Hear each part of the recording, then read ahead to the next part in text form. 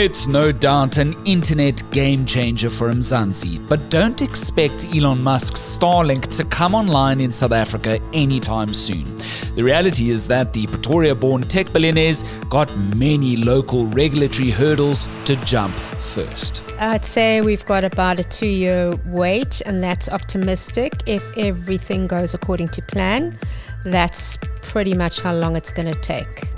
Starlink has put a proposal on the table, even though it's kind of premature because the regulatory stuff's not done yet, but they have said to Minister Parks-Towell, the Minister of Trade and Industry, their suggestion is that, they'll connect 5,000 schools, they'll give them Starlink kits, and not only will they connect them, they will also service them. This in-depth discussion with specialist journalist Carol Paton is next. Later in the show, some ex-Transnet bosses and current MPs are hauled before court for alleged graft. They get bail. And finally, no, that's not Salim Abdul Karim. That's an AI deepfake video, and sharing it is no laughing matter. To know when the next episode drops, hit the like, follow, and subscribe buttons on our YouTube, Spotify, and Apple Podcast channels. Hear your comments at the end of the show, and if you'd like to engage us on this episode's topics, you can send us your thoughts and opinions to our official The Lead WhatsApp line. That's 072 562 3179. My name's Graham Robenheimer. Let's chat all this and more right here on The Lead on News 24. Our neighbours, Lesotho, have now granted Elon Musk's satellite internet streaming service, Starlink, a decade-long license to operate there. One may be thinking, well, how does Lesotho get Starlink before South Africa? Well, according to our specialist journalist, Carol Paton, the real reasons behind this are fairly complex, just like most hot-button current affairs issues in South Africa today. She joins us now live in our Cape Town studios to help clear it all up. Carol, thank you so much for returning to The Lead. You're welcome. I love it here. Fantastic. You found that essentially the long and short of it here is that Starlink and South Africans and the government and everybody involved here, we're going to have to essentially wait quite a long time, a protracted period before we see it as a potential reality in this country. Is that right? That's right. I'd say we've got about a 2-year wait, and that's optimistic. If everything goes according to plan, that's pretty much how long it's going to take. Why is that the case, Carol? As I understand it, the communications minister wants to open things up. He wants to expedite, streamline the process to navigate around BBBE policies. He's giving alternative options here. But it's not just a quick overnight thing like any constitutional matter in this country. Right, exactly. So, Elon Musk has made a lot out of the fact that he's not black. He's white, and therefore he's told the whole world he's not allowed to operate Starlink in South Africa. Now, that's not true, but South Africa does have local ownership requirements. It's like many other countries, in fact, 11 other countries that Starlink is operating in. They also have local ownership requirements, and our local ownership requirement is for 30% of black-owned or historically disadvantaged group ownership. And Starlink they don't, as a matter of policy, they don't give equity. They don't sell equity in their company. There are other multinationals exactly the same, Microsoft, Ford, lots of other companies don't do that. And when that is the case in normal BEE, then there's a provision that allows a company to say, okay, I'm not going to sell my equity. I'm going to compensate the country in some other way. And in the case of, say, Microsoft, you'll say, well, I'm going to take 4% of my profit, and I'm going to use that it's 4% of revenue. And I'm going to use that to do developmental and economic sort of developmental stuff in the country that works. So I'm going to develop suppliers. I'm going to develop small black businesses. I'm going to train people. Those are some of the things that companies do. So in normal BE, it just did a straight ownership sort of deal. That's how it works. But this is not a straight ownership deal because this is a licensing situation. So the license has very specifically said only 30% ownership. It hasn't allowed for this other, what they call equity equivalent investment programs as the alternative. And so what Solly Malatsi's done, the minister, he has published for comment a provision that says, well, let's also have this as part of our licensing rules, and that would make it possible for Starlink to get licensed. They like that option. And Starlink's already come with a proposal as per this BBBE policy alternative option of the equity equivalent investment program. They've already drafted something. Right, so they've already put a little bit of a plan on the table in line with what Malatsi's procedures are, right? Yeah, Starlink has put a proposal on the table, even though it's kind of premature because the regulatory stuff's not done yet. But they have said to Minister Parkstow, the Minister of Trade and Industry, this is what we'll do. And so their suggestion is that they'll connect 5,000 schools, they'll give them Starlink kits, and not only will they connect them, they will also service them. And I think that's important. So they will establish small businesses that can service these schools and that can service the whole infrastructure connection, et cetera. So that's their offering, and they say they're keen to do it. Before we get to what would say the nub of the issue, where we're sitting with the difficult road ahead, and that's with our communications regulator, ICASA. Before we get to that point, someone might be thinking at this stage, great, it's an internet satellite service. It's fantastic for very many various reasons. It allows internet essentially to be plugged in and played at a very rural school to help students, better their education in places where there's no fiber infrastructure. But what does Starlink bring to South Africa on a more economical sort of GDP scale? Yeah, Carol, before we get to the nub of our issue. Well, that's exactly what it does bring, because high-speed internet, fiber in other words, you can do that in the cities, and we've all seen the pavements being dug up to lay that down. You can't do that in rural areas. It's just way too expensive. So you want high-speed internet in a rural area. The only way really to get it is through a satellite communication, which means that the school or the homestead or a group of homesteads or whatever it is have a dish, a Starlink dish, and they pay a subscription to Starlink, and that is how they receive their internet connection.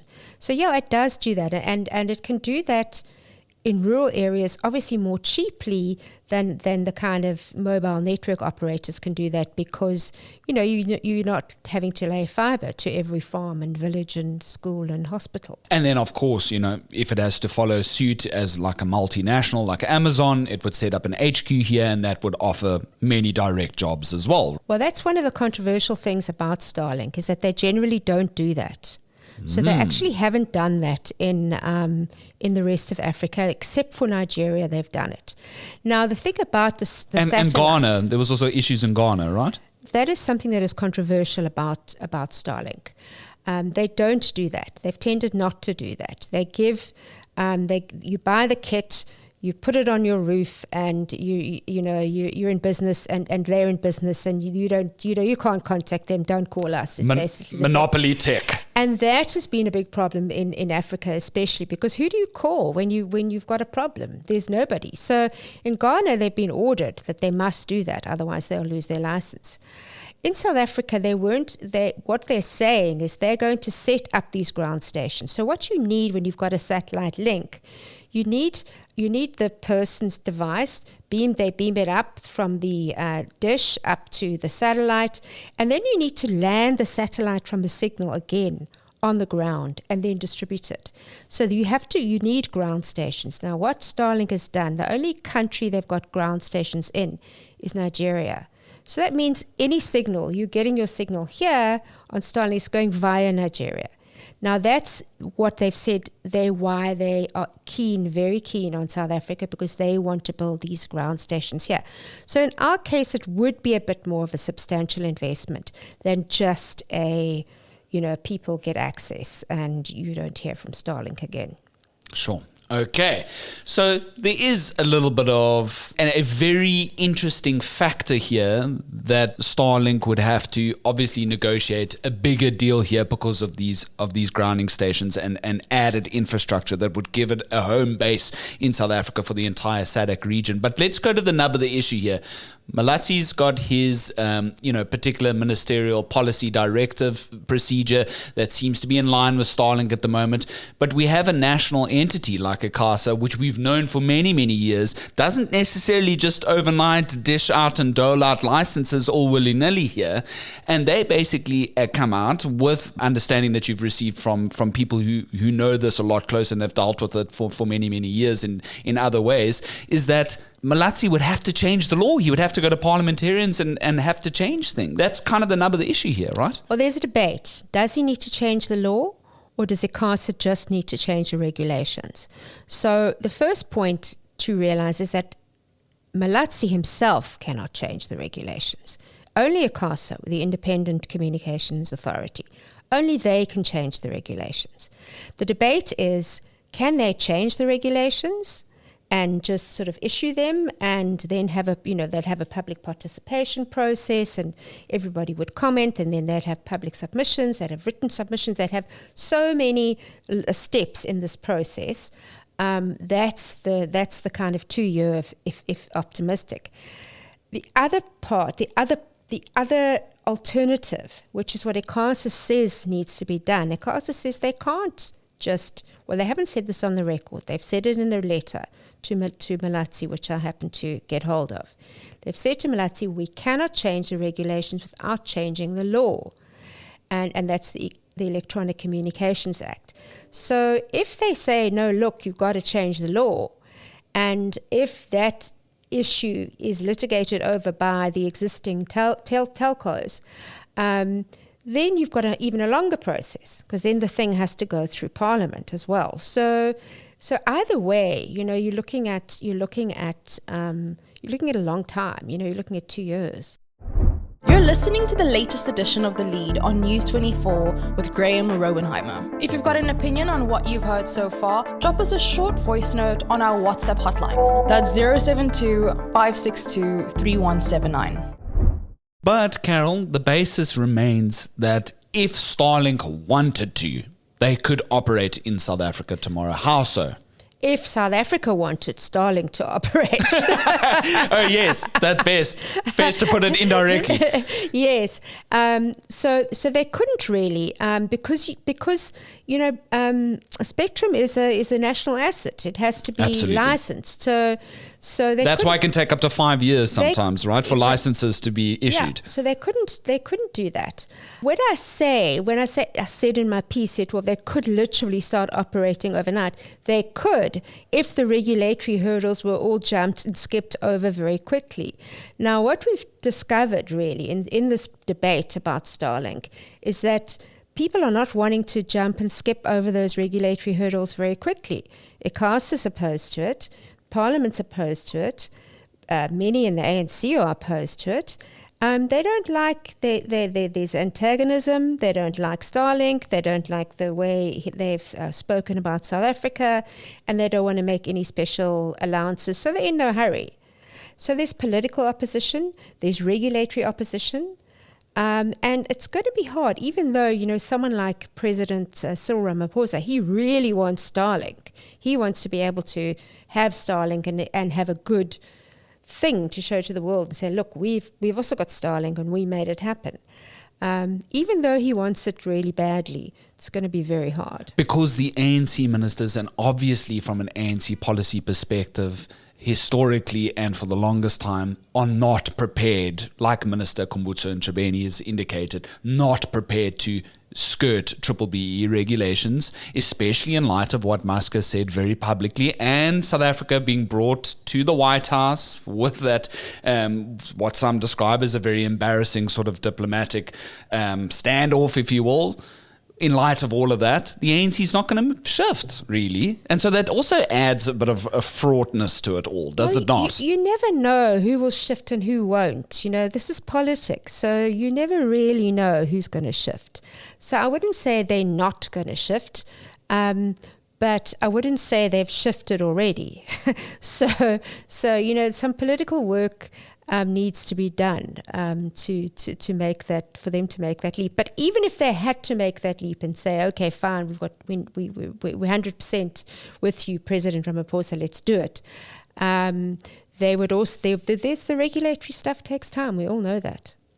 So Starlink would like to have its cake and eat it in South Africa. It would like to essentially be the monopoly here in terms of satellite internet streaming services. It is world renowned for that at the moment, but there are other players that are coming into the fray that are not that long off.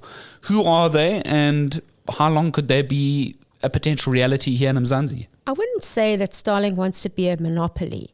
They couldn't be a monopoly because you've already got mobile network operators, and in fact, you've already got other satellite players in the country who are working with local players. So they don't need licensing, and they don't need local equity and all of that stuff. So I wouldn't say that, but what is interesting is that we kind of as lay people talk about Starlink as if it's something quite incredible, and as if Starlink and Elon Musk walk on water, when in fact its competitors are not very far behind. Yeah, they are leading the game. They are the leaders. But Amazon has got Project Kuiper, and they have said they're coming in with Vodacom. And the Chinese have got a thing called 1,000 Sails, which they are busy, connecting up Latin America to satellite communications. So, it's not as if Starlink has got something that South Africa will not get anywhere else. And I think that that's also going to be used as an argument to say, well, why are we rushing this? Why should we rush everything for this guy who's been so rude to us? So, why bother? Why wouldn't then Starlink just team up with something like Vodacom? Why wouldn't they? Indeed. And they could well have done that. And had they done that, we would have Starlink. And we already see Amazon's, emerging footprint already here, right? We've seen the HQ go up here in Cape Town, and that has been sort of a major talking point in itself as well. But then it comes down to the ground stations. I think that's really the trump card here, right? That's the potential game changer, I think. Look, I think it's good for South Africa to have Starlink. It's also good for it to have other competition to the existing mobile network operators. So that's good. I'm in favor. I think they should come.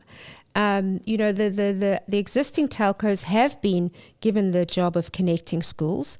It hasn't gone well. Maybe Starlink could do better.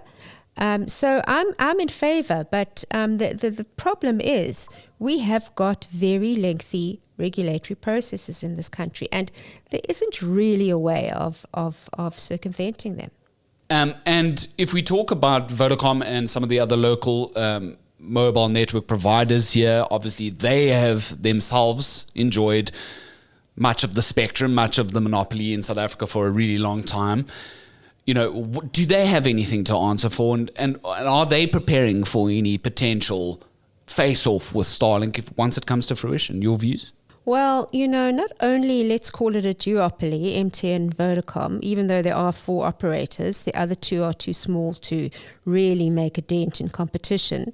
So yes, a duopoly, which they've enjoyed, but also not just a duopoly, they've also spent enormous amounts of money, both buying spectrum and in physical infrastructure.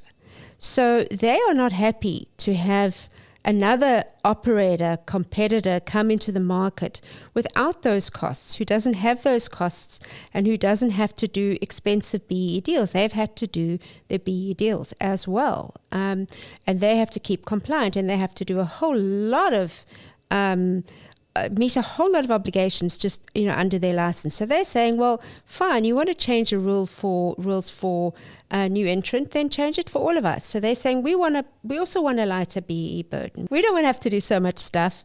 So yeah, they would definitely litigate. So they've said, if this happens and the licensing conditions are suddenly changed and Starlink gets a license, fairly easily, then they would litigate against it. Lesotho, though, finally, just to end off, Carol, getting its 10-year license. As I understand it, it's in conjunction with T-Connect Lesotho.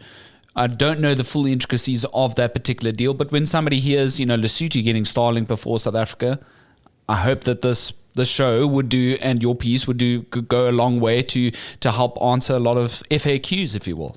Well, this is the part of the problem, and it is a problem that we have such long regulatory processes in South Africa. It's a big problem, and something, it's not a good advert that we cannot get Starlink right here, the most developed country in the SADC region. We can't do it because things are just it's too difficult to do business here. Is really not a good advert for South Africa. So we should really re-examine some of our regulatory stuff. We bear the brunt of all of this. In the meantime, we don't get the benefits because of the potential litigation, because of how long it takes to get to that particular point, right? We don't get the benefit of having Starlink in the market. We also don't get the benefit of more competition between, something like Starlink and the existing operators. So, the economy is poorer for not having it, and the people are deprived of another, and the market is poorer for not having it. I really do appreciate it. That's Carol Paton's piece, Loud and Late, How Starlink May Have Botched Its South African Entry, written by Carol Paton, specialist journalist here for News 24 Business. Thank you so much for your time. I really do appreciate it. That's a pleasure. Moving to our trending topic now, and some of Transnet's former bosses are each out on bail of 50,000 Rand after appearing in the Palm Ridge Magistrates Court on fraud and corruption charges. Ex-executives Anoj Singh, Brian Molefe, Siyabonga Gama and Tamsanqa Giani flanked each other in the dock on Monday, shortly after handing themselves over to Johannesburg police earlier in the day. Now, both Molefe and Gama are currently members of parliament for the Umkhonto weSizwe party. The four stand accused of contravening the Public Finance Management Act as well as the Companies Act. That's in connection with Transnet's controversial and irregular 2014 deal worth nearly 100 million Rand to acquire more than 1,000 train locomotives, in which taxpayers' state funds were allegedly then diverted to Gupta-linked company Trillion. Prosecutors did not oppose their bail applications, and Molefe told the court via affidavit that he intends pleading not guilty. Both Molefe and Gama are already facing fraud and corruption charges in a separate but similar Transnet case currently before the courts. This much bigger 400 million Rand tender trial is set to start next February.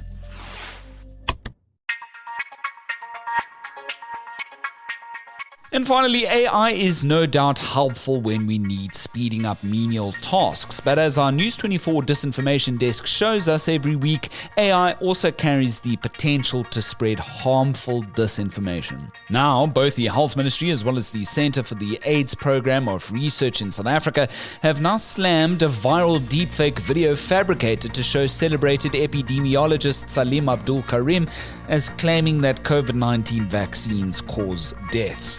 Now, in this fake news video, Karim is supposedly being interviewed by SABC News anchor Oliver Dixon. But Dixon posted a video on his Instagram rubbishing this deepfake because the apparent interview never even happened. It's all AI constructed. That video is fake, it's a deepfake, it's false, please don't believe it.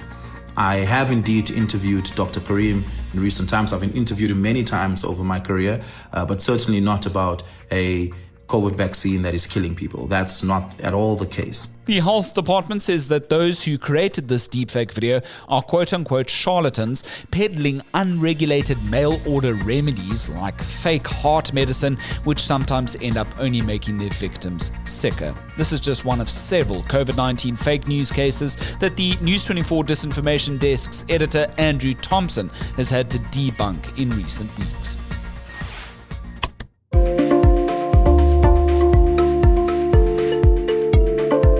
From viral deepfake videos to Starlink's stalled South African start, this week's only getting started. Thank you so much for listening to our previous edition from last week, Thursday. 101 dead in EC flooding after cold front with another on the way. We got the very latest from our journalist in the region, Sitandiwe Valapi, telling us about the rebuilding and rescue efforts and revealing that Premier Oscar Mabuyane had taken leave during this time. Jenny writes, can the 5 billion rand aid be monitored very closely, please? Rand for rand. That's, of course, alluding to the money that government's now set aside for rehousing those left destitute by the floods in the Eastern Cape. Of course, definitely a story closely followed by News 24 in future. Thank you so much for your comments there. If you'd like to engage us on the topics heard here today, you're welcome to send us your voice notes, your thoughts, your opinions to our official The Lead WhatsApp line. That's on 072 562 3179. You can hit the follow and subscribe buttons. That's to stay notified of all our editions up until Thursday this week. That's on Spotify, Apple, and YouTube. My name's Graham Robenheimer, and so long as there's news, we'll have The Lead.